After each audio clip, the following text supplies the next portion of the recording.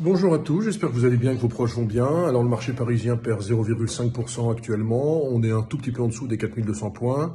À noter que la volatilité baisse fortement, le VIX aux États-Unis a baissé de 10 points, on est à 50.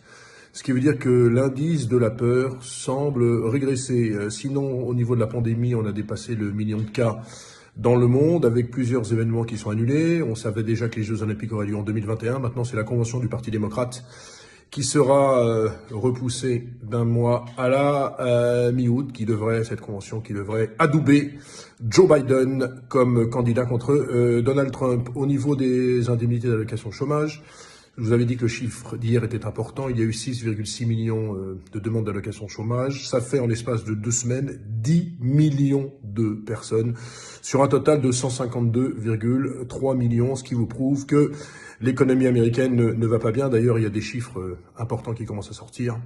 Il pourrait y avoir une hausse du chômage encore très importante. 10%, le taux de 10% serait atteint rapidement avec une chute du PIB américain, écoutez bien, de l'ordre de 7%. Sur le marché du pétrole, ça se calme. Hier, plus forte hausse de l'histoire avec plus 25% sur le WTI, plus 23% sur le Brent, avec des déclarations de Donald Trump qui indiquent que l'Arabie Saoudite et la Russie vont s'entendre pour une forte baisse de la production de façon à stabiliser le prix du pétrole. Il faut dire que ça ne range personne, ce pétrole très bas.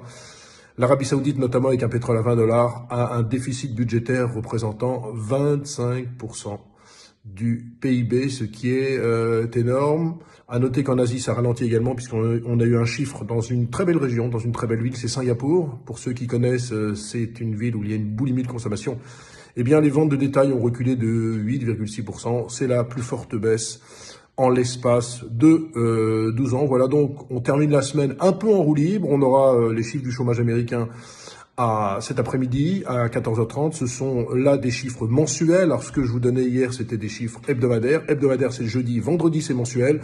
On pourrait avoir la perte de 100 000 à 150 000 emplois. Mais attention, cette statistique s'arrête à la mi-mars, ce qui veut dire que ne sont pas comptabilisés les derniers jours de mars. Voilà, excellente journée à tous. Très bon week-end. Portez-vous bien. Restez confinés et aimez vos proches.